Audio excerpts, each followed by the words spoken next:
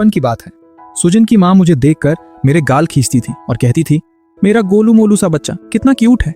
उन्होंने तो उसी वक्त फैसला कर लिया था कि मैं उनका होने वाला दामाद बनूंगा। पर मेरी चाइल्डहुड स्वीटहार्ट सुजन का मुंह तभी बन गया था। उसने उस वक्त औकात दिखाते हुए कहा था, मैं इस मोटे सांड से शादी करूंगी? सपने में भी नहीं। अगर ये कल को बड़ा होकर एकदम डैशिंग करोड़पति आइस प्रिंस बन गया ना, सिर्फ तभी मैं इससे शादी करने के बारे में सोचूंगी और खुद सबके सामने घुटनों पर बैठकर इससे प्रपोज करूंगी। किस्मत का खेल देखो, मेरा रिवर्स ग्लो अप होने से पहले ही घर वालों ने मुझे पैक करके फौरन भेज दिया। वक्त जैसे पंख लगाकर उड़ गया और मैं गाओसान में आ गया। मैंने तय किया कि अब वापस चाइना चलते हैं और गाँव फोड़ते हैं। जैसे ही मेरे वापस आने की खबर जिंगचंगहाई में पहुंची, पूरे कैंपस में भयंकर तहलका मच गया। हर कोई उस लव ट्रायंगल का क्लेश देखने के लिए तड़प रहा था। कैंपस क्वीन सुजिन, उसका नया आशिक, और मैं, उसका पुराना मंगेतर। शर्तें लग रही थीं कि आखिर किसका पलड़ा भारी रहेगा। सुजिन ने तो सबके सामने मेरा मजाक उड़ाया। वो गंवार जो बचपन से बाहर रहा है, पक्का अभी भी वैसा ही मोटा गैंडा और बदसूरत दिखता होगा। मेरा सगा चचेरा भाई लिन हाओ, जो उसकी बातों में आकर मुझे जलील करने का प्लान बना रहा था, उसने जब मुझे एयरपोर्ट पर देखा तो उसका चेहरा शर्म से लाल हो गया। उसके दिमाग में फिल्म चलने लगी जहां पूरी क्लास मेरे आगे ऑटोग्राफ के लिए रो रही थी। यहाँ तक कि सुजिन के पेरेंट्स, जो पहले मुझे घास तक नहीं डालते थे, मुझे देखते ही उनका एटीट्यूड 180 डिग्री पलट गया। उनकी आंखों में ऐसी चमक थी जैसे मेरे कदमों में आसमान के तारे लाकर रख देंगे। एयरपोर्ट पर जब हमारे खानदानी बटलर ने मुझे रिसीव किया तो उसकी आंखें फटी की फटी रह गईं। वो बस बड़बड़ाता रहा, छोटे मालिक, आप तो तस्वीरों से भी 1000 गुना ज्यादा रूपदार और खतरनाक लग रहे हैं। पर जिंगचंगहाई के उन बच्चों को क्या पता था कि अब मैं क्या बन चुका हूँ। वो स्कूल के फोरम पर सट्टा लगा रहे थे कि मैं कोई गॉड ऑफ ब्यूटी निकलूंगा या एकदम महाबदसूरत। पोस्ट एकदम टॉप ट्रेंड पर आ गई। सबकी गर्दनें लंबी हो गई थीं मेरे ट्रांसफर डे का वेट करते हुए। पर मैंने सबके दिमाग के फ्यूज उड़ा दिए। चाइना लैंड करते ही मैं सुजिन से मिलने नहीं गया। मैं सीधा उसके घर सू मैंशन घुसा और उसके माँ बाप के आगे रिश्ता तोड़ने का फरमान रख दिया। जैसे ही मैं गेट से बाहर निकला, अंदर मैडम सू ने अपना फोन निकाला और सुजिन को कॉल घुमाया। फोन उठते ही उनकी आवाज किसी तूफान की तरह फटी। सुजिन, तू इस वक्त जहां भी मुंह काला कर रही है, अभी के अभी घर दौड़ कर आ। अगर 10 मिनट में तेरा चेहरा मुझे नहीं दिखा तो समझ लेना तेरी मां मर चुकी है। उनकी इस भयंकर चीख पुकार में हाई सोसाइटी वाली कोई तमीज नहीं बची थी। दूसरी तरफ सुजिन बेचारी इस अचानक हमले से पूरी तरह घबरा गई। उसके बगल में खड़ा उसका नया आशिक चैन फेई सब कुछ साफ साफ सुन रहा था। उसने अपनी मुट्ठी इतनी जोर से भींची कि नाखून स्किन में गड़ गए। उसके चेहरे पर जलन और गुस्से का कहर था। क्यों मैडम सू मुझे हमेशा किसी सड़क छाप भिखारी की तरह ट्रीट करती हैं? सिर्फ इसलिए कि मेरे पास अंधा पैसा नहीं है? मैं उस अनजान मंगेतर से किस बात में कम हूं? चैन फाई की आंखों में आंसू तैरने लगे। उसने रोंदू आवाज में बेचारा बनने का नाटक शुरू किया। सुजिन, तू जल्दी चली जा। आंटी को पक्का पता चल गया होगा कि तू मुझसे मिलने आई है, इसलिए वो इतनी भड़की हुई हैं। अपने आशिक को रोता देख सुजिन का दिल पिघल गया। उसने चैन फेई को कसकर गले लगाया और उसकी पीठ सहलाती हुई बोली, मेरे मासूम फेई, तू मत रो। इसमें तेरी क्या गलती? मेरी माँ की आदत है नौटंकी करने की, पर वो पहली बार इतना भड़की है। मुझे जाना होगा वरना वो तेरा जीना हराम कर देंगी। चैन फेई की बॉडी हल्की सी अकड़ी और उसकी आंखों में एक नीचपन झलक उठा। उसने दिल में सोचा, ये सुजिन सच में एक नंबर की बेवकूफ है। खुद से रिश्ता तोड़ना इसके बस की बात नहीं। उसने दुआ की कि वो अनजान मंगेतर इतना बदसूरत हो कि सुजिन उसे देखते ही उल्टी कर दे और उसका दिल पूरी तरह मेरे ही पास रहे। टाइम देखते ही सुजिन ने उसको खुद से अलग किया। वक्त नहीं है, तू अकेले चला जा, कल स्कूल में मिलते हैं। चैन फेई ने एक नकली मासूम सी स्माइल चिपकाई। तू जल्दी जा, कल मिलते हैं। जैसे ही सुजिन की गाड़ी आंखों से ओझल हुई, चैन फेई के चेहरे से वो मासूमियत गायब हो गई। उसने फोन निकाला और एक दूसरी लड़की ली ना को कॉल किया। वही रोंदू आवाज वापस आ गई। हेलो ली ना, क्या तू फ्री है? मुझे किसी ने बीच सड़क पर अकेला छोड़ दिया है, मुझे बहुत डर लग रहा है। उसको अपनी पसंद का जवाब मिल गया तो उसने फोन काटा और फुटपाथ पर बैठकर स्कूल का फोरम चेक करने लगा। पर ये क्या, वो सारी पोस्ट उसके और सुजिन के रोमांस की और उस मंगेतर के लुक्स पर लगने वाले सटे की सब गायब थी, एकदम क्लीन बोल्ड। उसने बार बार रिफ्रेश किया पर वहां कुछ नहीं दिखा। गुस्से में चैन फेई ने जमीन पर मुक्का दे मारा। कैसा घटिया दिन है, आज तो किस्मत ही खराब है। वहीं दूसरी तरफ सुजिन हाफती हुई सू मैंशन के हॉल में घुसी। सामने मैडम सू काले बादल की तरह सोफे पर डटी हुई थी। उनके आसपास का ऑरा बता रहा था कि जो पास आएगा भस्म हो जाएगा। सुजिन ने डर के मारे अपना थूक निकला। स्कूल में चाहे वो कितनी भी चौड़ में रहती हो, अपनी माँ के आगे उसकी बोलती बंद हो जाती थी। मैडम सू ने बिना एक शब्द कहे उसकी तरफ कदम बढ़ाया। डर के मारे सुजिन अपनी बड़ी बहन सू लिंग के पीछे छुप गई। दीदी मुझे बचा लो। मैडम सू ने सू लिंग को ऐसी मौत की घूर दी, तू बीच से हट जा वरना तू भी पिटेगी। सू लिंग ने मजे लेने वाले अंदाज में सुजिन का हाथ झटका और सोफे पर जाकर बैठ गई। बैकअप खत्म देख सुजिन भी अपने असली रूप में आ गई और चीख पड़ी, माँ क्या प्रॉब्लम है आपको? 10 मिनट बोला था, मैं आ तो गई। मुझे उस इंसान से शादी नहीं करनी जिससे मैं प्यार नहीं करती। क्या आपने अपनी बेटी की जिंदगी का सौदा कर रखा है? ये सुनकर सूलिंग के दिल में जलन मच गई। जो चीज सूजन ठुकरा रही थी वो उसके लिए तड़प रही थी। अगर ये रिश्ता उसके नाम हो जाता तो वो उस लड़के के पीछे पागलों की तरह पड़ जाती। लेकिन मैडम सू ने सिर्फ एक सर्द हंसी हंसी। उन्होंने जेब से एक चमकता हुआ जेड का लॉकेट निकाला और सूजन के ऊपर फेंक दिया। उनकी आवाज में जहर घुला था। तो फिर बधाई हो, ले पढ़ ले अपनी औकात का पन्ना, तेरी मन्नत पूरी हो गई। सूजन ने हवा में वो लॉकेट कैच किया। वो भौचकी रह गई। ये क्या है? उसने अपनी माँ के पास ये लॉकेट कभी नहीं देखा था। मैडम सू ने अपने दांत पीसते हुए कहा, ये तुम दोनों के रिश्ते की निशानी थी। आज लिन यान खुद इस दरवाजे पर चलकर आया था। उसने ये लॉकेट मेरे मुंह पर दे मारा और तुझे लात मार दी। समझ आई अपनी औकात? चाय पीती हुई सूलिंग के हाथ से कप छूटते छूटते बचा। उसकी आंखों में चौंकाने और खुशी का तूफान था। तो वो आज रिश्ता तोड़ने आया था। उसके दिल के ऊपर रखा एक बड़ा सा पहाड़ टूट कर गिर गया। उसने तो सोच लिया था कि बहन का आशिक चुराने का कलंक अपने सर ले लेगी, पर यहाँ तो सामने वाले ने खुद ही रास्ता साफ कर दिया था। पर सूजन लॉकेट को देखकर ऐसे खिली जैसे उसे लॉटरी लग गई हो। माँ, क्या सच में उस लिन यान ने खुद रिश्ता तोड़ दिया? ये तो मिठाई बांटने वाली बात है। सही किया उसने। उसको अपनी औकात समझ आ गई होगी कि उस मोटे सांड की मेरे सामने कोई औकात नहीं है। खुद ही पीछे हट गया, वरना मैं उसे धक्के मारकर निकालती। जैसे ही उसके मुंह से मोटे सांड की कोई औकात नहीं निकला, मैडम सू और सूलिंग के चेहरे का रंग उड़ गया। इस लड़की में इतना बेहुदा कॉन्फिडेंस आखिर कहां से आ रहा था? मैडम सू ने अपनी नालायक बेटी को गहरी निराशा से देखा। उन्होंने अपना सर पकड़ लिया और थकी हुई आवाज में बोली, तू इतनी अंधी और घमंडी है। एक दिन तू खून के आंसू रोएगी और अपना सर दीवार पर पटकेगी जब तुझे एहसास होगा कि तूने आज क्या खोया है। सूजन ने मुंह टेढ़ा किया। चनफे, आपकी नजरों में इतना गिरा हुआ क्यों है? वो हैंडसम है, स्कूल में टॉप 10 में आता है और उसने खुद से 4 फॉरेन लैंग्वेजेस सीखी हैं। ऐसे मेहनती लड़के को आपने हमेशा सड़क छाप समझा है। वो जोश में आती गई। वो लिन यान क्या उखाड़ लेगा? बस अपने बाप के टुकड़ों पर पलने वाला एक अमीर जादा ही तो है। वैसे भी हमारा खानदान उसके पैसों का मोहताज नहीं। मैं लिख के देती हूँ, वो लिन यान मेरे चनफे के जूते की धूल के बराबर भी नहीं है। बकवास बनकर बेवकूफ लड़की। हॉल में 2 आवाजें एक साथ गूंजी। सूलिंग की आंखें गुस्से से लाल थीं। ये खुद तो अंधी है ही, पर मेरे लिन यान की इतनी गंदी बेइज्जती कैसे कर सकती है? अपनी माँ और बहन का ये ज्वालामुखी जैसा गुस्सा देखकर सूजन हिल गई। आप दोनों को हो क्या गया है? माँ, उस लिन यान ने बस आपसे एक मुलाकात की और आप उस पर लट्टू हो गई। और दीदी आप भी? उसने दांत पीसते हुए आगे कहा। अच्छा, अब आई बात समझ में। ये उस लिन यान की साजिश है। वो मुझसे रिश्ता तोड़कर मेरी बहन पर डोरे डालना चाहता है। कितना घटिया और नीच किस्म का इंसान है। ऐसा मैनिपुलेटिव आदमी मुझे फ्री में मिले ना तो मैं उस पर थूकूं भी ना। इससे पहले कि उसके मुंह से और कचरा निकलता, चटाक। मैडम सू ने एक झन्नाटेदार थप्पड़ सूजन के गाल पर रसीद किया। उनके हाथ कांप रहे थे। तू सच में किसी इलाज के लायक नहीं है, एहसान फरामोश लड़की। अभी के अभी निकल मेरी नजरों से और अपने कमरे में जाकर सड़। दूसरी तरफ इस घटिया रिश्ते का द एंड करके मैं एकदम रिलैक्स फील कर रहा था। अगली सुबह नाश्ते की टेबल पर मैंने अपने चाचा लिन हाई की तरफ देखा और एक वार्म स्माइल दी। चाचा, क्या मैं आज नए स्कूल में रिपोर्ट करने जा सकता हूँ? लिन हाई ने मेरी उस परफेक्टली चिजल फेस को देखा और मन ही मन सोचा, ये चेहरा जब कैंपस में घुसेगा तो तबाही मचा देगा।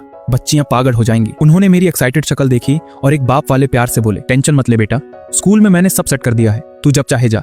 वैसे भी फॉरेन और यहाँ के सिस्टम में जमीन आसमान का फर्क है।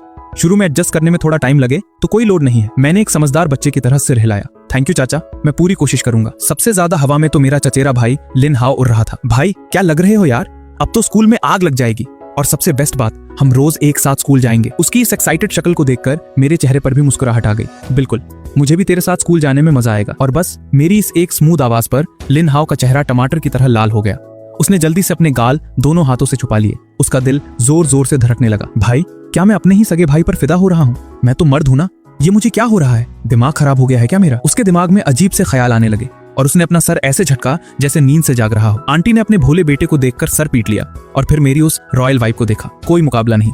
मेरा खुद का नालायक बेटा इनके आगे तो चुल्लू घर पानी में डूब मरने लायक है। नाश्ते के बाद मैं और लिन हाओ गाड़ी की बैक सीट पर बैठ गए। चाइना में अभी मेरे पास स्कूल की बोरिंग यूनिफॉर्म नहीं थी, तो मैंने अपने स्टाइलिश पर्सनल कपड़े पहने। एक एकदम फिट और किलर कट वाली शर्ट। मेरी इस लुक ने मेरे भाई और उसके दोस्त वांग ले का मुंह खुला का खुला रख दिया था। जब हम स्कूल के गेट पर पहुंचे तो पहली क्लास शुरू होने में बस कुछ मिनट थे। मैंने उन दोनों को दौड़कर अपनी क्लास जाने को कहा और बोला, मैं खुद डायरेक्टर के ऑफिस चला जाऊंगा, तुम लोग निकलो। क्लास की बेल बज चुकी थी, पर वहां एक लड़की जाओ शुए को जैसे कोई फर्क ही नहीं पड़ रहा था। वो बस स्कूल गेट पर खड़ी मेरी पीठ को ताड़े जा रही थी। धूप मेरे आसपास एक गोल्डन ऑरा बना रही थी, जैसे आसमान से कोई देवता उतर आया हो। पता नहीं उसके अंदर क्या चल रहा था। वो अपनी क्लास की तरफ जाने के बजाय मेरे पीछे पीछे चल पड़ी। उसकी दिल की धड़कन बुलेट ट्रेन की तरह दौड़ रही थी। मैं बिना किसी दिशा के बस स्कूल कैंपस के अंदर चलता जा रहा था और अचानक मेरे सामने एक क्रिस्टल क्लियर झील आ गई। झील के अंदर कुछ ब्लैक स्वॉन्स एकदम रॉयल स्टाइल में तैर रहे थे। एक छोटा सा फ्लफी स्वॉन मेरी तरफ आया और पानी में गोल गोल घूमने लगा। उसका वो क्यूट सा अंदाज देखकर मैं पिघल गया। मैं उसके पास बैठा और अपना हाथ आगे बढ़ाया। कैसा है छोटे डॉन? वो छोटा स्वॉन मुझसे बिल्कुल नहीं डरा। उसने 2 बार क्वैक किया और अपना सिर मेरी उंगलियों से रगड़ने लगा। ये देखकर मेरी आंखों में एक गीली मुस्कुराहट तैर आई। तभी मेरे पीछे से एक मीठी सी लड़की की आवाज आई, सुनो, उनसे थोड़ा बच के रहना, ये स्वॉन्स बहुत गुस्से वाले होते हैं, काट लेते हैं। मैंने आवाज की तरफ मुड़कर देखा। जैसे ही मेरी नजर उस लड़की से मिली, जाओ सुए को लगा जैसे वक्त थम गया हो। मेरा चेहरा उसके लिए किसी मास्टरपीस पेंटिंग जैसा था, एकदम फ्लॉलेस, किसी चमकते हुए हीरे की तरह। वो अपनी जगह जम गई। उसकी नजर मेरे चेहरे से हटती ही नहीं। उसने सपने में भी नहीं सोचा था कि असली दुनिया में कोई इतना बैड एस और अट्रैक्टिव हो सकता है कि उसके आगे पूरी दुनिया फीकी पड़ जाए। जब ब्लैक स्वान ने दोबारा आवाज की, तब जाकर जाओजी होश में आई। उसके गाल शर्म से लाल हो गए। वो लड़खड़ाती हुई आवाज में बोली, मैं तो बस तुम्हें अलर्ट कर रही थी। मैंने कॉन्फिडेंट और आग लगाने वाली स्माइल दी, थैंक्स बताने के लिए। मेरी उस एक स्माइल ने जाओ सुए के दिल की धड़कनों को और बढ़ा दिया। उसने बड़ी मुश्किल से खुद पर कंट्रोल किया और पूछा, तुम क्या किसी को ढूंढ रहे हो यहाँ? मैंने ना में सर हिलाया। मैं नया ट्रांसफर स्टूडेंट हूँ, बस अभी तक रिपोर्ट नहीं किया है। मैंने आसपास देखा और थोड़ा परेशान होकर पूछा, सुनो, क्या तुम्हें पता है गाओसान के डायरेक्टर वू का ऑफिस कहाँ है? गाओसान का नया स्टूडेंट? जाओ सुए के दिमाग में एक अजीब सी हलचल हुई। उसने एक आखिरी उम्मीद के साथ अपनी कांपती आवाज में पूछा, क्या तुम मुझे अपना नाम बता सकते हो? मैंने उसकी आंखों में देखकर एकदम शांति और स्वैग में जवाब दिया, मेरा नाम लिन यन है।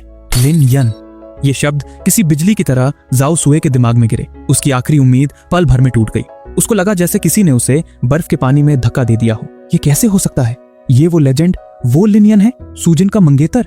ये तूफान यहाँ क्या कर रहा है? उसने रोने जैसी शक्ल छुपाकर एक कांपती हुई स्माइल दी। उसका गला भर आया था। हेलो, मेरा नाम जाओज्यू है, मैं भी गाओसान में हूँ। आओ, मैं तुम्हें डायरेक्टर वू के ऑफिस ले चलती हूँ। उस प्यारी सी लड़की का चेहरा अचानक से एकदम सफेद पड़ गया था और उसकी आंखों में एक ऐसी उदासी थी जो मुझसे छुप नहीं सकी। मैंने उसकी उस हालत को देखकर फिक्र से पूछा, जाओ सुए, क्या तुम ठीक हो? तुम्हारा चेहरा अचानक इतना सफेद क्यों पड़ गया? मैं ठीक हूँ।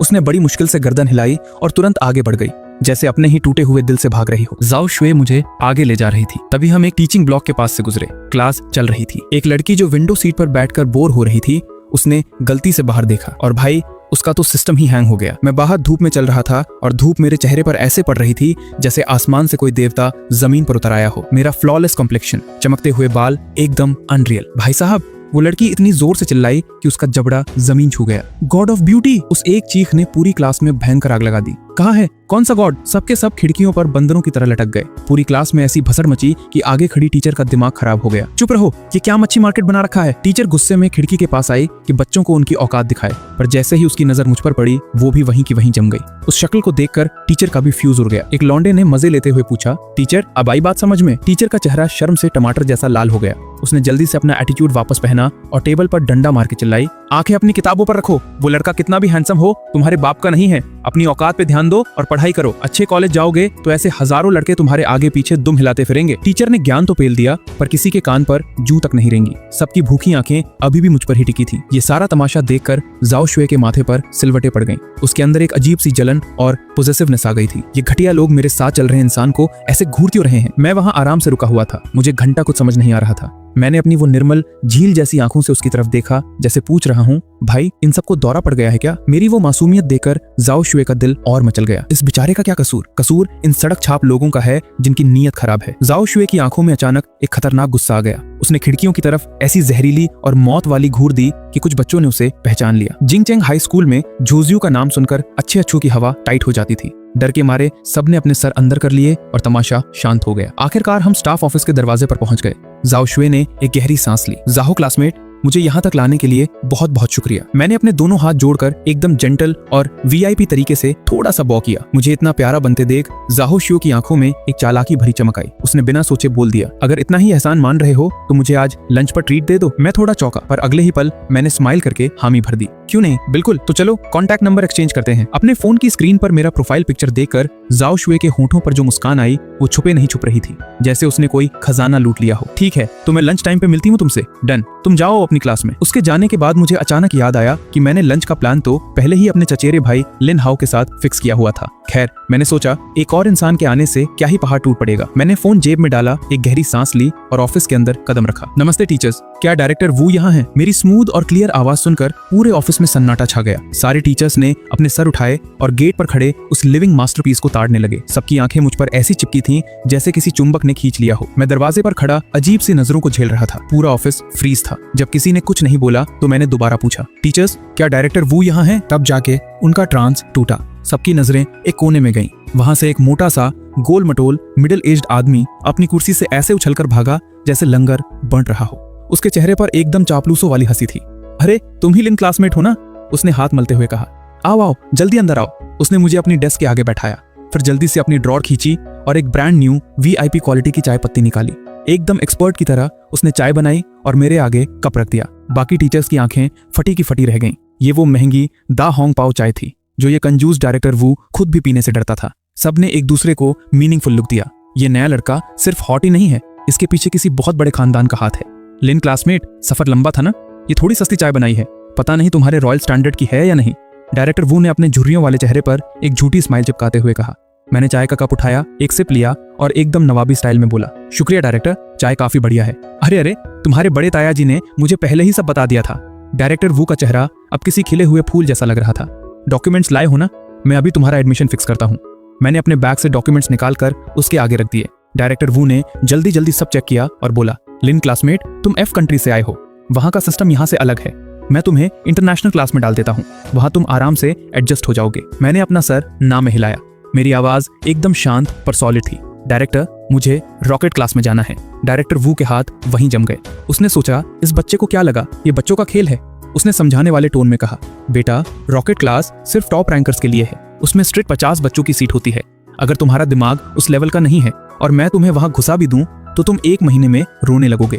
तुम्हारी गंदी बेइज्जती होगी, वो अलग। उसका ये डराने वाला भाषण सुनकर मैं थोड़ा सा भी नहीं घबराया, बल्कि मेरे होठों पर एक शांत पर सैवेज स्माइल आ गई। आपकी सारी बातें मुझे पता है डायरेक्टर, और इसीलिए मुझे वहीं जाना है। मैंने उसकी आंखों में सीधा देखते हुए कहा। रही बात औकात और मार्क्स की, आप अभी के अभी मुझे कोई भी सबसे खतरनाक टेस्ट पेपर लाकर दे दो। अगर मेरे मार्क्स आ गए तो मुझे रॉकेट क्लास में भेज देना, और अगर मैं फेल हो गया तो आप जहां फेंकोगे मैं बिना किसी नखरे के वहां चला जाऊंगा। डील? मेरा इतना भयंकर कॉन्फिडेंस देखकर डायरेक्टर वू का मुंह खुला रह गया। वो मुझे सीधा मना ही नहीं कर पाया। उसके दिमाग में चल रहा था, ये बाहर से आया हुआ छोरा जिसको ठीक से चाइनीज बोलना नहीं आता होगा, ये हमारे जी कंट्री के हाई लेवल एग्जाम पेपर को क्या खाक सॉल्व करेगा। अब उस औकात वाले चैलेंज के बाद डायरेक्टर वू मुझे सीधा मना तो नहीं कर पाया। उसने एक गहरी सांस ली और अपनी ड्रॉवर से एक क्वेश्चन पेपर निकालकर मेरे आगे पटक दिया। मैंने उस पेपर पर एक नजर डाली और एक सार्कास्टिक स्माइल देकर बोला, डायरेक्टर वू, क्या चश्मे का नंबर बढ़ गया है आपका? ये तो गाँवर का पेपर है, मुझे क्या लल्लू समझा है जो बच्चों वाले सवाल करवा रहे हो? सबके सामने पकड़े जाने पर डायरेक्टर वू का चेहरा शर्म से लाल हो गया। अरे मेरी आंखें धोखा खा गईं, बुढ़ापा आ गया है ना। उसने जल्दी से अपनी इस घटिया हरकत को छुपाते हुए एक दूसरा पेपर निकाला। ये पिछले महीने का गौसान का असली एग्जाम पेपर है, इससे टेस्ट करना एकदम फेयर रहेगा। मैंने बिना किसी नखरे के पेन उठाया और स्पीड में लिखना शुरू कर दिया। मेरी बुलेट ट्रेन जैसी स्पीड देखकर डायरेक्टर वू का गला सूखने लगा। क्या ये बच्चा सच में कोई जीनियस है या सिर्फ पेपर काला करके नौटंकी कर रहा है? इसी बीच गौसान के रॉकेट क्लास में लीना का दिमाग कहीं और ही था। उसके हाथ में पेन तेजी से घूम रहा था, पर क्लास आधी खत्म होने के बाद भी उसने किताब का एक पन्ना तक नहीं पलटा था। उसके बगल में बैठे उसके बेचारे आशिक चैन फे ने यह नोटिस किया। उसने पेन से हल्के से उसकी एल्बो पर पोक किया और रूंधू आवाज में बोला, लीना, क्या तबीयत खराब है तेरी? लीना होश में आई। उसके फिक्र वाले चेहरे को देखकर लीना की आवाज थोड़ी नरम हुई। मैं ठीक हूँ, तू अपनी पढ़ाई पर ध्यान दे। पर चैन फे के होठ सिकुड़ गए। उसके अंदर का कीड़ा उसे शांति से बैठने नहीं दे रहा था। उसे लग रहा था कि लीना उससे कुछ छुपा रही है। उसने दोबारा उसे कोहनी मारी और धीरे से बोला, लीना, कल रात मुझे घर छोड़ने के लिए थैंक यू। आज लंच मैं करवाता हूँ तुझे। असल में वो सूजिन की गैर मौजूदगी का फायदा उठाकर आज उस नए मंगेतर की डिटेल्स उगलवाना चाहता था। पर चैन फे के कान तब सुन पड़ गए जब लीना ने बिना किसी इमोशन के उसे उसकी औकात दिखा दी। मैंने लंच पर किसी और के साथ प्लान किया है, तू अपने किसी और दोस्त को पकड़ ले। चैन फे की आंखें फटी रह गईं। किसी और के साथ? कौन? उसके घमंडी दिमाग के हिसाब से इस पूरे स्कूल में लीना का उसके अलावा कोई दोस्त नहीं था। वो क्लास की नंबर 1 टॉपर थी जो सबको कचरे की तरह ट्रीट करती थी, और सिर्फ वो ही एक अकेला बंदा था जिसको वो भाव देती थी, क्योंकि वो चाइल्डहुड फ्रेंड्स थे। इस छोटी सी बेइज्जती ने चैन फे के अंदर की आग भड़का दी। उसने जोर से नाक सिकोड़ी और अपना मुंह दूसरी तरफ घुमा लिया। उसने दिल में कसम खाई, अगर इसने अभी मुझे मनाया नहीं तो मैं इससे जिंदगी भर बात नहीं करूंगा, घमंडी औरत। पर जैसे ही क्लास खत्म होने की बेल बजी, लीना ने उसे एक घास तक नहीं डाली और क्लास से बाहर निकल गई। चैन फे बेजार होकर उसकी पीठ देखता रह गया। उसके दिल में एक अजीब सा डर बैठ गया, जैसे उसकी कोई कीमती चीज उसके हाथ से फिसल रही हो। उसको क्या पैटर्न था कि जिस नए मंगेतर की डिटेल निकालने के लिए वो तड़प रहा था, वो इस वक्त स्टाफ ऑफिस में तूफान ला चुका था। पहली क्लास खत्म होने तक मैं 3 सब्जेक्ट के पेपर्स पूरे कर चुका था। टीचर्स ने जैसे ही मेरे पेपर्स चेक करने शुरू किए, उनकी आंखों के गोले बाहर आने लगे। सबसे पहले मैथ्स का पेपर था। जैसे जैसे लाल पेन से राइट एक्स लग रहे थे, चेकिंग करने वाले टीचर की शक्ल बदल रही थी। चेकिंग खत्म होते ही सब टीचर्स ने एक दूसरे को ऐसे देखा जैसे किसी ने भूत देख लिया हो। 150 में से 150। पूरा ऑफिस हिला हुआ था, क्योंकि आज तक इस महा टफ पेपर का हाईएस्ट स्कोर सिर्फ 140 गया था। और सबसे बड़ी बात, मैंने बिना रुके इन पेपर्स को ऐसे सॉल्व किया था जैसे सारे आंसर्स मेरे दिमाग में पहले से छपे हों। डायरेक्टर वू के हाथ कांप रहे थे। ये लड़का इंसान नहीं, कोई चलता फिरता मॉन्स्टर है। बाकी 2 पेपर्स का रिजल्ट भी आ गया, दोनों में फुल मार्क्स। ऑफिस में ऐसी भसड़ मची कि रॉकेट क्लास के इंचार्ज टीचर वांग दौड़ते हुए वहां आ गए। जब उन्हें पता चला कि एक ऐसी मशीन उनकी क्लास में आने वाली है तो उनकी बाँछें खिल गईं। पर जैसे ही उन्होंने मुझे देखा, उनका जबड़ा जमीन पर गिर गया। वहां मैं एकदम शांति से बैठा अपना आगे का पेपर दे रहा था। मेरे चेहरे की वो रॉयल वाइब, मेरे पेन पकड़ने का वो एलिगेंट स्टाइल, टीचर वांग को लगा जैसे कोई हॉलीवुड का मेगा स्टार उनके ऑफिस में बैठा हो। इसी वक्त स्कूल के फोरम पर एक पोस्ट बॉम्ब की तरह फटी। भाई साहब, एक बच्चे की चीख से पूरा कॉरिडोर गूंज उठा। पोस्ट में वही मेरी धूप में चलते हुए फोटो थी। चेहरा इतना फ्लॉलेस और आग लगाने वाला था कि जिसने भी देखा उसका दिमाग ब्लैंक हो गया। गॉड ऑफ ब्यूटी मिल गया, आज ही गाओसान में ट्रांसफर हुआ है, अभी गाओसान के ऑफिस में है, किसी ने कॉरिडोर में चिल्ला दिया। अगला ही सीन ज़ॉम्बी लैंड जैसा था। बच्चों का पूरा झुंड ऑफिस की तरफ दौड़ पड़ा। दरवाजे पर ऐसी भीड़ जमा हो गई कि हवा तक अंदर नहीं आ पा रही थी। सब मेरी एक झलक देखने के लिए पागल थे। लीना उस भीड़ में बुरी तरह फंसी हुई थी। उसने कई बार आगे जाने की कोशिश की, पर हर बार उसे धक्का मारकर पीछे कर दिया गया। उसकी शक्ल गुस्से से काली पड़ चुकी थी। क्लासरूम में चेन फे बच्चों को पागलों की तरह उछलते देखकर कंफ्यूज था। उसने एक लड़के को पकड़ा। क्या हुआ बे, कोई नया हीरो आया है क्या? वो लड़का एक्साइटेड होकर हकलाता हुआ बोला, भाई तू फोरम चेक कर, एकदम बाप लेवल का लड़का आया है स्कूल में। चेन फे ने जल्दी से अपना फोन निकाला और फोरम खोला। टॉप पोस्ट के आगे बड़ा सा लाल हॉट टैग लगा था। उसने फोटो खोली। जैसे ही उसने मेरी फोटो देखी, उसकी आंखें फ्रीज हो गईं। उसको समझ आ गया कि पब्लिक इतनी पागल क्यों हो रही है। फोटो में मैं किसी देवता से कम नहीं लग रहा था। चेन फे के दिल को पैनिक ने बुरी तरह जकड़ लिया।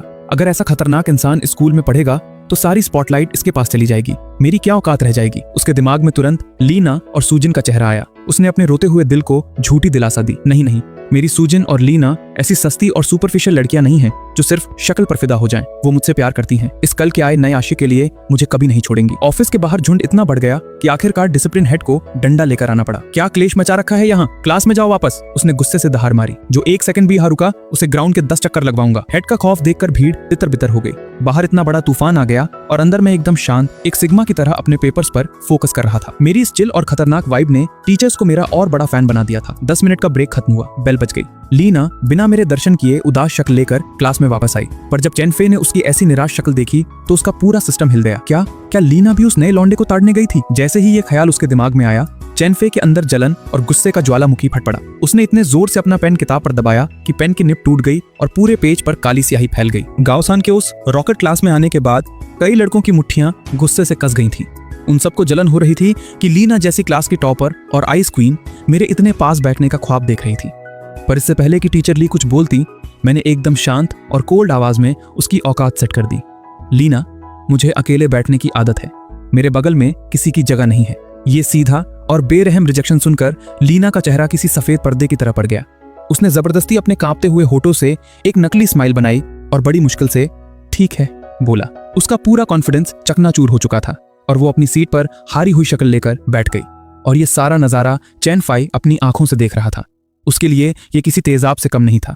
कचरा कहीं की। चैन फाई ने गुस्से से अपने नाखून अपनी हथेली में इतने जोर से गड़ा दिए कि निशान पड़ गए। आज उसकी आंखों पर से पर्दा हट गया था। उसको समझ आ गया था कि लीना का दिल पूरी तरह से मेरे यानी लिन यान के पास जा चुका है। पूरा टाइम क्लास में जो वो हवा में घूम रही थी वो सिर्फ मेरे लिए था। औकात देखो इसकी। जो कल तक मुझे हमेशा साथ निभाऊंगी का ज्ञान पेलती थी, आज एक नए अमीरजादे को देखते ही अपनी सारी कस्में भूल गई।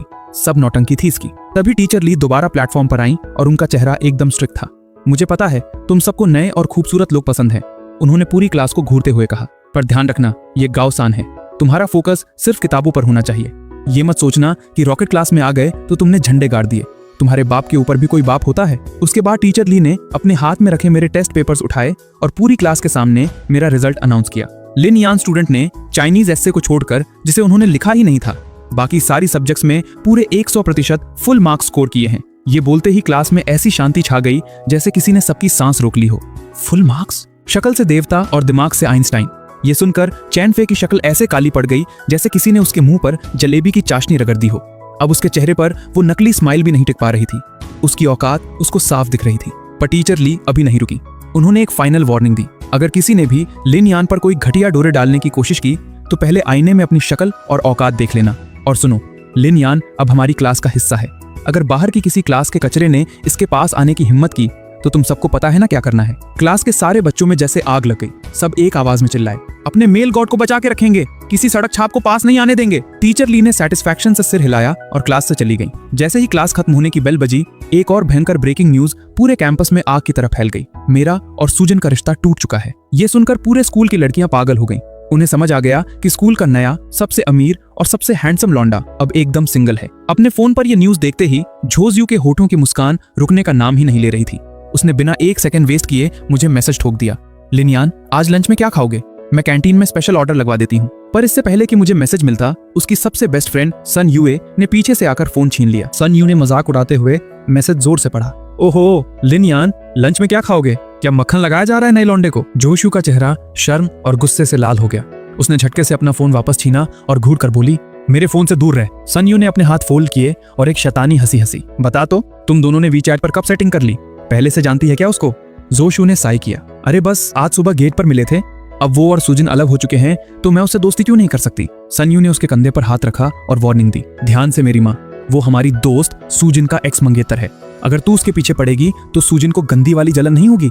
जोशुए की आंखों में एक कोल्ड लुक आ गया। जलन होती है तो होने दे, वो अपनी मर्जी का आशिक घुमाती फिरे और मैं एक नॉर्मल लड़के को अप्रोच भी ना करूं। मेरी भी अपनी लाइफ है। ये सुनकर सनयू थोड़ी सीरियस हो गई। देख लिनियन सच में एक वॉकिंग ट्रैप है। खूबसूरत बहुत है पर ऐसी कांटे वाली गुलाब है जो खून निकाल सकती है। ज्यादा डीप मत जाना वरना अपना ही दिल टुड़वा बैठेगी। थैंक्स एडवाइस के लिए, पर मुझे पता है मैं क्या कर रही हूँ। जोशू ने अकड़ कर जवाब दिया। जब सनयू को लगा कि ये सुधरने वाली नहीं है तो उसने अपनी पुरानी बेशरम हंसी वापस पहन ली। ठीक है, पर आज लंच पर मुझे भी अपने साथ ले चल, वरना मैं सीधा सुजिन के पास जाकर तेरा राज खोल दूंगी। फंस चुकी जोजियू ने गुस्से से उसे घूरा और दांत पीसते हुए हाँ बोल दिया। लंच के वक्त कैंटीन के दरवाजे पर महाक्लेश वाला सीन बन गया। जोशुए और सनयू मेरे आने का वेट कर रही थी, पर जब मैं वहां पहुंचा तो मेरे ठीक पीछे मेरा चचेरा भाई लिन हाओ और टॉपर लीना भी चिपके हुए थे। आमने सामने आते ही वहां की हवा में एक अजीब सा करंट दौड़ गया। एकदम मौत वाली खामोशी। सामने खड़ी जोशुए इन दो नए मेहमानों को देखकर बुरी तरह ऑकवर्ड हो गई थी। मैंने इस टेंशन को तोड़ते हुए एकदम आराम से एक्सप्लेन किया। मैंने सुबह ही हाओ और लीना के साथ लंच का प्लान बना लिया था, इसलिए इनको भी साथ ले आया। तुम्हें कोई प्रॉब्लम तो नहीं? जोशुए ने एक जबरदस्ती की फटी हुई स्माइल दी। अरे बिल्कुल नहीं, जितने लोग उतना मजा, हम सब दोस्ती तो हैं। तभी बगल में खड़ी सनयुए थोड़ा आगे आई और फ्लर्ट करने वाले अंदाज में बोली, हेलो मेरा नाम सनयुए है। उसने आंख मारी। मेल गॉड, मैं भी ज्वाइन कर लूं तो कोई दिक्कत तो नहीं? मैंने एक जेंटल स्माइल देकर कहा, बिल्कुल नहीं, तुम लोग मुझे डायरेक्ट लिनियन बुला सकती हो। पर भाई उस टेबल पर खाना नहीं, जैसे जहर परोसा गया हो। एकदम बारूद भरा माहौल था। जो लिन हाओ और लीना कभी एक दूसरे की शक्ल नहीं देखते थे, वो आज टीम बनाकर सामने बैठी दोनों लड़कियों को ऐसे घूर रहे थे जैसे कच्चा चबा जाएंगे। और इस सारे तूफान के बीच मैं एकदम चिल, एक देवता की तरह आराम से अपना खाना खा रहा था। मेरे दिमाग में क्या गेम चल रहा है ये इन कचरे के ढेर में से किसी को नहीं पता था। मैंने नोटिस किया कि लीना उन दोनों को घूर रही थी। ये वही दोनों चुड़ैल थीं जो कल तक सुजिन की चमची बनकर मेरे बारे में बकवास करती थी। ये कहती थीं कि मैं सुजिन के पीछे भिखारी की तरह पड़ा हूँ और इनके हिसाब से चेन फेई ही सुजिन का इकलौता असली बॉयफ्रेंड था। इनकी और सुजिन की औकात और फितरत एक जैसी ही थी, एकदम घटिया। सामने बैठी जोजियू की आंखों में मेरे लिए एक पागलपन वाली भूख दिख रही थी। यहाँ तक कि सनयुए, जिसको हमेशा से मसल वाले लौंडे पसंद थे, वो भी मेरी एक आग लगाने वाली स्माइल देखकर अंदर तक पिघल गई थी। उसकी धड़कनें आउट ऑफ कंट्रोल थी। वहीं दूसरी तरफ लीना उदास और काली शक्ल लेकर बैठी थी। मुझे इतनी सारी लड़कियों के घेरे में देखकर उसके अंदर का पॉजेसिव मॉन्स्टर जाग गया था। उसका बस चलता तो वो मुझे यहाँ से उठाकर किसी तिजोरी में बंद कर देती। और ठीक उसी वक्त स्कूल के मेन गेट पर एक चमचमाती हुई लग्जरी कार आकर रुकी। कार से सुजिन बाहर निकली। उसका चेहरा भयंकर गुस्से और फ्रस्ट्रेशन से भरा था। उसने क्लास बंक करने का सोचा था, पर उसकी माँ मैडम सू ने उसकी ऐसी क्लास लगाई थी कि उसे रोना आ गया। मैडम सू ने सीधा धमकी दी थी, अगर आने वाले एग्जाम में तेरी रैंक 50 पोजीशन ऊपर नहीं आई तो तेरी एक एक कौड़ी की पॉकेट मनी बंद कर दूंगी। सुजिन को अच्छे से पता था कि उसकी माँ इतना क्लेश सिर्फ मेरे रिश्ता तोड़ने की वजह से कर रही थी। उसने दांत पीसे, उस घटिया लिनयान का हिसाब तो मैं बाद में लूंगी। गुस्से में पागल सुजिन ने जैसे ही अपनी क्लास में कदम रखा, उसने देखा कि उसकी चमचियां जाओसुए और सुनयुए वहां नहीं थी। उसने इग्नोर मारा और एक बड़ी सी खुशफहमी के साथ अपने आशिक चेन फेई को कॉल लगाया। उसको लगा था कि रिश्ता टूटने की खबर सुनकर चेन फेई खुशी से पागल हो जाएगा और उसे भगवान मान लेगा। पर जैसे ही फोन उठा, वहां से एक रोंदू और कांपती हुई आवाज आई, सुजिन मैं सुन रहा हूँ। फोन पर चेन फेई की सिसकियां सुनकर सुजिन का दिल दहल गया। क्या हुआ, तू रो क्यों रहा है? उसने घबरा कर पूछा। पर लाइन के दूसरी तरफ से चेन फेई सिर्फ मगरमच्छ के आंसू बहा रहा था। तभी बगल से वांगली ने फोन छीना और गुस्से में दहाड़ा, सुजिन तेरा आशिक यहाँ रो रो कर मरने वाला है और तू अभी तक आई नहीं, जल्दी छत पर आ। ये सुनते ही सुजिन का चेहरा गुस्से से काला पड़ गया। उसने फोन काटा और सीधा छत की तरफ दौड़ पड़ी। जब वो वहां पहुंची तो देखा चेन फे वांगले के कंधे पर सर रखकर किसी बेचारी अबला नारी की तरह रो रहा था। उसकी ऐसी मासूम और दुखियारी शक्ल देखकर सुजिन का खून खौल उठा। उसने जल्दी से उसे सहारा दिया और पूछा, किसने हाथ लगाया तुझे? नाम बता मुझे। चेन फे ने अपना निचला होठ दांतों तले दबाया और रोने की एक्टिंग डबल करते हुए नाम में सर हिलाया, जैसे वो बड़ा महान हो और किसी का नाम नहीं लेना चाहता। वांग ले से यह ड्रामेबाजी देखी नहीं गई। उसने सीधा सच उगल दिया, और कौन होगा? तेरा वो नया नवेला मंगेतर लिन येन। वो हमारी क्लास में ट्रांसफर होकर आ गया है और आते ही उसने सबके सामने रिश्ता तोड़ने का ऐलान कर दिया। अब पूरा स्कूल चेन फे को कचरा समझ रहा है। सब इसे घर तोड़ने वाला मेल मिस्ट्रेस बोलकर गालियां दे रहे हैं। ये सुनते ही सुजन की मुट्ठियां कस गईं और उसके माथे की नसें उभर आईं। चेन फे, क्या ये सच कह रहा है? चेन फे ने और ज्यादा रोने का नाटक किया और कांपती आवाज में बोला, मैं वैसे भी कहां उस बड़े खानदान के लिन येन की औकात का मुकाबला कर सकता हूं। मैं तो मिट्टी का कीड़ा हूं। ये विक्टिम कार्ड सुनकर सुजन के दिमाग की नस फट गई। उसका बचा कुचा दिमाग भी गुस्से में उड़ गया। उसकी इतनी औकात! एक नंबर का घटिया इंसान। लिन येन, आज तू नहीं बचेगा। गुस्से में फुफकारती हुई सुजन छत से सीधा रॉकेट क्लास की तरफ भागी अपने आशिक का बदला लेने। रुक जा सुजन, वहां मत जा। चेन फे ने पीछे से आवाज लगाई, पर जैसे ही वो आंखों से ओझल हुई, उसके रोते हुए चेहरे पर एक बेहद नीच और खौफनाक मुस्कान आ गई। मस्त गेम सेट किया है, उसने दिल में सोचा। वो यही चाहता था कि सुजन और मेरे बीच ऐसी जंग छिड़ जाए कि सुलह का कोई रास्ता ही न बचे। उसे पता था कि मेरा एटीट्यूड कैसा है। अगर सुजन ने मुझ पर हाथ उठाया तो मैं जिंदगी में उसकी शक्ल नहीं देखूंगा, और तब वो पूरी तरह सिर्फ और सिर्फ उसी की मुट्ठी में रहेगी। चेन फे ने जल्दी से वांगली का हाथ पकड़ा और झूठी घबराहट दिखाते हुए बोला, चलो जल्दी, कहीं सुजन गुस्से में कोई बेवकूफी ना कर दे। असल में वो ये क्लेश अपनी आंखों से देखकर तसल्ली करना चाहता था। दूसरी तरफ आग बबूला सुजन रॉकेट क्लास में घुसी, पर मैं वहां था ही नहीं। उसने एक लड़के का कॉलर पकड़ा। कहां है वो लिनियन? लड़के ने उसे ऐसी नजर से देखा जैसे किसी कचरे को देख रहा हो। सुजन, हमारे मेल गॉड ने तुझे लात मार दी है, फिर भी तू बेशर्मों की तरह उनके पीछे पड़ी है। औकात में रह अपनी। सुजन दंग रह गई। मैं और उस मोटे सांड के पीछे पड़ूंगी? उस घटिया इंसान ने तुम सबको कौन सी भांग पिला दी है? अगले ही सेकंड पूरे रॉकेट क्लास के बच्चे अपनी सीट से उठ खड़े हुए और सुजन को घेर लिया। सबकी आंखों में मौत का खौफ था। सुजन की हंसी निकल गई। ये किताबी कीड़े एक नए ट्रांसफर लड़के के लिए मुझसे, कैंपस क्वीन से, पंगा ले रहे हैं। तभी बाहर कॉरिडोर से एक तेज चीख आई। वाह, मेल गॉड बाहर आ गए, क्या लग रहे हैं? सुजन के होठों पर एक जालिम हंसी आई। तो आखिरकार बकरा बाहर आ ही गया। वो क्लास से तेजी से बाहर निकली। सामने उसे एक एकदम फिट और चौड़ी पीठ वाला लड़का आगे चलता हुआ दिखा। सुजन ने कंटेम्प्ट से मुंह टेढ़ा किया। बड़ा हीरो बन रहा है, आज देखती हूँ इसकी सारी चौड़ कैसे निकलती है। वो एक पागल और गुस्से से भरी सांड की तरह पूरी स्पीड में मेरी तरफ दौड़ी। पीछे खड़े बच्चों की चीख निकल गई, मेल गॉड बच के! मैंने आवाज सुनकर आराम से पीछे मुड़कर देखा और ठीक उसी सेकंड मेरी वो किसी देवता जैसी फ्लॉलेस और रोबदार शक्ल सुजन की आंखों के सामने आ गई। वो चलते चलते जम गई। उसका दिमाग ब्लैंक हो गया। ये कौन है? ये इतना खूबसूरत इंसान मेरा वो मोटा मंगेतर है? वो रुकना चाहती थी, पर स्पीड इतनी ज्यादा थी कि ब्रेक्स नहीं लगे। बैम! फिजिक्स ने अपना काम किया और वो पूरी फोर्स के साथ मुझसे आ टकराई। एक आवाज आई और मैं 1 मीटर दूर जाकर जमीन पर गिर पड़ा। दूर खड़ा चैन फेई ये नजारा देखकर दिल ही दिल में जोर से हंसने लगा। सही हुआ, बड़ा एटीट्यूड दिखा रहा था ना। पर उसके बगल में खड़ा वांग ली, जो चैन फेई का ये शैतानी और कमीना चेहरा देख रहा था, वो एकदम शिवर कर गया। उसने डर के मारे चैन फेई का हाथ छोड़ दिया। उसको समझ आ गया था कि आज उसे एक प्यादे की तरह यूज किया गया है। जो इंसान अभी रो रहा था वो एक नंबर का जहरीला सांप है। वहां कॉरिडोर में कोहराम मच गया। मेल गॉड भाई! सब के सब मेरी तरफ दौड़े। मैं जमीन पर था। मेरी घनी भौहें दर्द से सिकुड़ गईं और मेरे मुंह से कांपती हुई आवाज में बस 2 शब्द निकले, दर्द हो रहा है। मेरी इस फ्रेजाइल और इंजर्ड शक्ल ने वहां खड़े सारे बच्चों के अंदर गुस्से का ज्वालामुखी फाड़ दिया। उनका दिल तड़प उठा मुझे दर्द में देखकर, पर डर के मारे कोई मुझे हाथ लगाने की हिम्मत नहीं कर रहा था। उन सब ने अपनी मौत जैसी नजरें उस चुड़ैल सुजन पर गाड़ दी। तभी भीड़ को चीरते हुए लीना आगे आई। उसने बिना सोचे मुझे अपनी बाहों में उठा लिया। लिनियन, तुम इंजर्ड हो, मैं अभी तुम्हें हॉस्पिटल ले चलती हूँ। ये कहकर उसने एक पल के लिए भी पीछे नहीं देखा और मुझे सहारा देकर चल पड़ी। जमीन पर गिरी सुजन अभी भी होश में नहीं थी। उसका दिमाग उस देवता जैसी शक्ल और मेरे दर्द में गिरे होने के सदमे में अटका हुआ था। वो जैसे नींद से जागी। सॉरी, ये मेरी गलती है। वो मेरे पीछे भागना चाहती थी, पर तभी एक लोहे जैसा हाथ उसके रास्ते में आ गया। ये जाओ शुए थी। जाओ शुए की आंखों से आग निकल रही थी। धाद! एक के बाद एक उसने सुजन के मुंह पर मुक्के जड़ दिए। तभी चैन फेई भागता हुआ आया और अपने दोनों हाथ फैलाकर सुजन के आगे खड़ा हो गया। पागल हो गई है क्या जाओ शुए?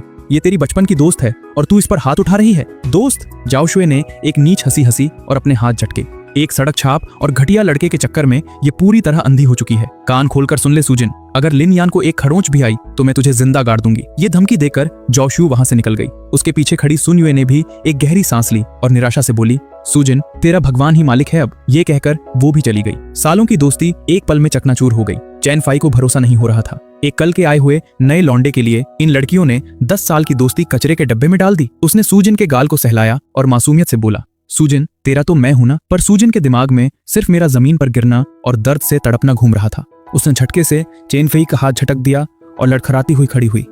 नहीं, मुझे हॉस्पिटल जाना है, मुझे उसे देखना है। चैन फई का दिमाग सुन पड़ गया।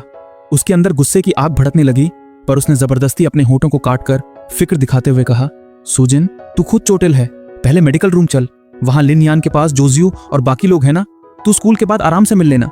अपने आशिक की ये बात सुनकर सूजन ने अपना होश थोड़ा वापस लाया और हार मानकर हाँ में सर हिला दिया।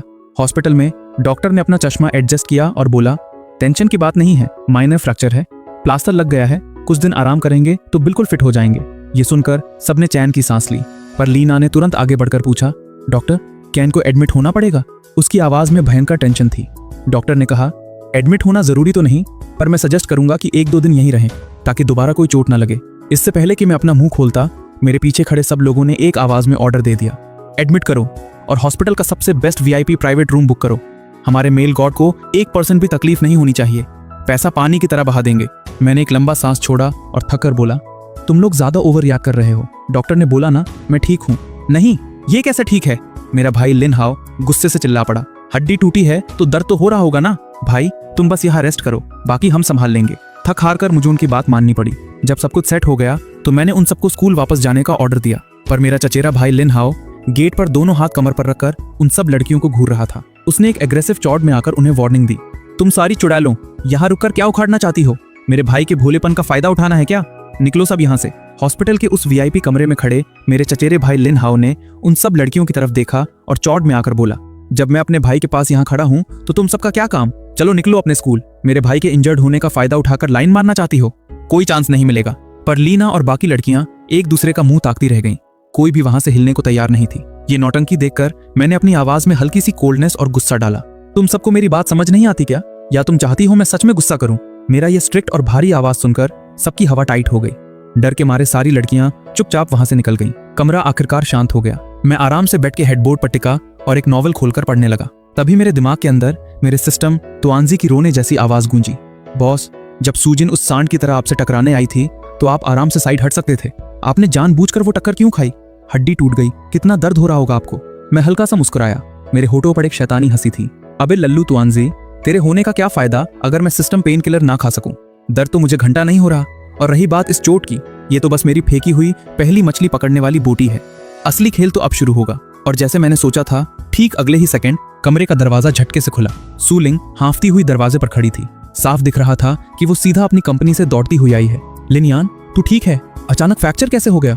सूलिंग के चेहरे पर भयंकर टेंशन थी। वो लंबे कदम लेती हुई सीधा मेरे बेड के पास आई। मैंने अपने हाथ की किताब साइड में रखी। मेरा चेहरा जो पहले से थोड़ा पेल था, मैंने उसे और ज्यादा मासूम और बेचारा बना लिया। अरे लिंग दीदी, आप अचानक यहाँ कैसे? मैं ठीक हूँ, बस थोड़े दिन आराम करना है। सूलिंग ने आगे बढ़कर मेरे दोनों हाथ अपने हाथों में कसकर पकड़ लिए। उसकी उन गहरी काली आंखों के अंदर एक मौत जैसा गुस्सा और खून खराबा छुपा था। उसने भारी आवाज में पूछा, सच सच बता लिन यान, किसने तुझ पर हाथ उठाया है? मैंने जानबूझकर अपना चेहरा दूसरी तरफ घुमा लिया और एकदम शांत रहा। मेरी इस दुखी पर चुप रहने वाली एक्टिंग ने सूलिंग के दिमाग में पूरी मूवी चला दी। उसका शक यकीन में बदल गया। ये पक्का उस सूजन का काम है ना? सूलिंग का चेहरा किसी काले तूफान की तरह डरावना हो गया। मैं जानती हूं उस घमंडी और पागल लड़की को। रिश्ता टूटने के बाद उसकी ईगो हर्ट हुई होगी और उसने बदला लेने के लिए तुझ पर हमला किया। मैंने जल्दी से ना में सर हिलाया और एकदम देवता वाले अंदाज में बोला, लिंग दीदी, सच में कोई बात नहीं है, आप रहने दो, मत पूछो। मुझे इतना बुरा होने के बाद भी चुप और संस्कारी बनते देखकर सूलिंग का दिल मेरे लिए पूरी तरह पिघल गया।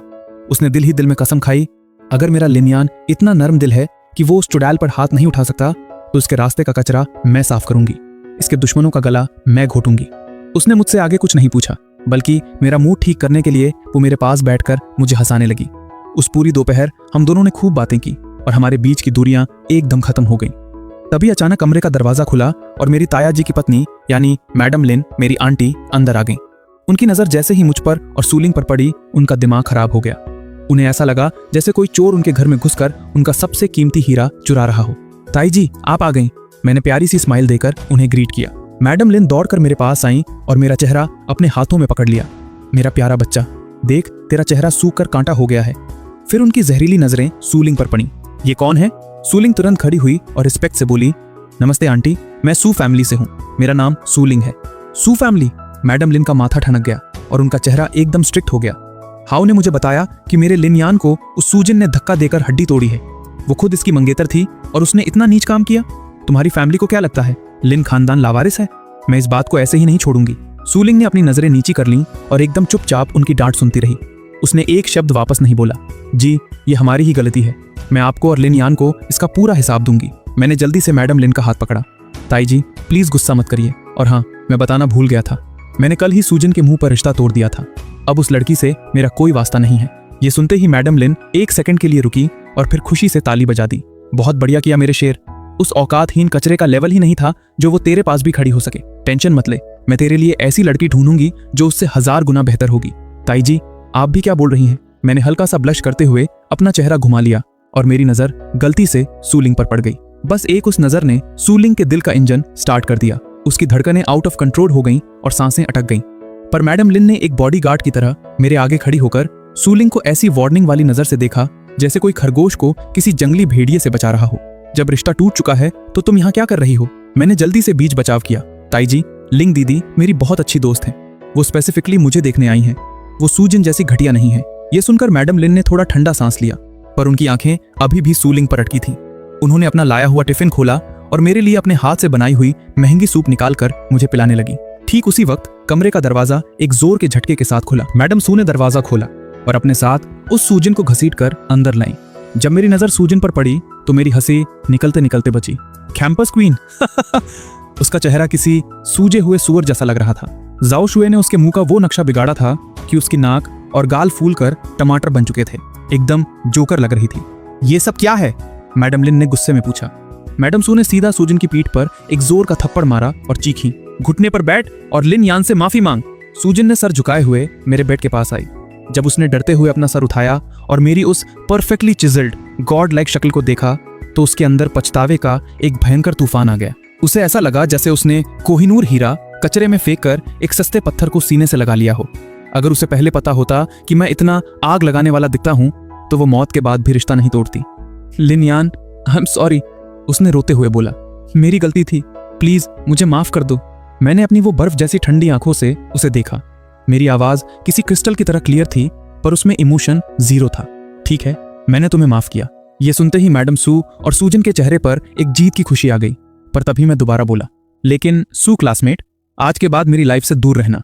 अगर स्कूल में दिख जाओ तो ऐसे निकल जाना जैसे हम एक दूसरे को जानते ही नहीं। यही हम दोनों की औकात के लिए ठीक रहेगा।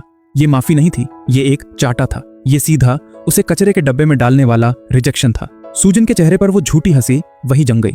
वो कुछ बोलकर भीख मांगना चाहती थी पर सूलिंग आगे आ गई और मेरे सामने एक शील्ड की तरह खड़ी हो गई। बस कर सूजन, सूलिंग की आवाज में जहर था। मेरा लिनयान बड़ा दिल वाला है, जो उसने तुझे पुलिस के हवाले नहीं किया। अब अपनी औकात में रह और यहां से निकल। अपनी बड़ी बेटी की ऐसी बगावत देखकर मैडम सू का दिमाग घूम गया। उन्होंने सूलिंग की तरफ उंगली उठाई। सूलिंग, वो तेरी सगी बहन है, एक बहन होने के नाते तू इसे ऐसे बिहेव करेगी? पर सूलिंग ने आगे से ऐसी ठंडी नजर से अपनी मां को देखा कि मैडम सू कांप गई। मैडम सू, अब हमारे बीच ऐसा कोई रिश्ता नहीं बचा कि आप मुझे ऑर्डर दे सकें। यह सुनकर मैडम सू के हाथ गुस्से से कांपने लगे। वाह, तो तू अब मुझे अपनी मां नहीं मानती? उन्होंने तुरंत अपना पैतरा बदला और वापस एक मीठी आवाज बनाकर मुझसे बोली, लिनयान बेटा, हमारी गलती थी, पर मेरी और तुम्हारी मां की पुरानी दोस्ती के खातिर इस नादान सूजन को एक और मौका दे दो। उस रूम के ठीक बाहर खड़ा चेन फे ये सब सुन रहा था। उस बुढ़िया को जिसे वो कचरा समझता था, आज उसे मेरे सामने भीख मांगते देखकर उसके ईगो और गुस्से का ज्वालामुखी फट पड़ा। नहीं, ये घटिया औरत सूजन को उस नए लौंडे से माफ नहीं करवा सकती। अगले ही सेकंड दरवाजा जोर से खुला। चेन फे एक पागल आदमी की तरह अंदर दौड़ता हुआ आया और धाम सीधा मेरे बेड के आगे घुटनों पर गिर पड़ा। वो ऐसी रोंदू आवाज में चीख चीख कर रोने लगा जैसे किसी की मौत पर रोते हैं। मेहिल गॉड, प्लीज सूजन को माफ कर दो। उसने जो भी किया सब मेरे लिए किया था। अगर किसी की गलती है तो वो मेरी है। आप मुझे सजा दे दो।